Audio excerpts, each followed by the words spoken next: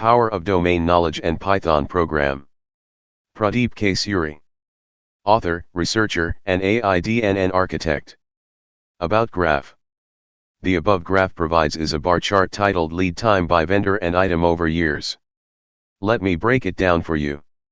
The chart compares the lead times of two vendors, Vendor A and Vendor B, over a span of 3 years, from 2021 to 2023.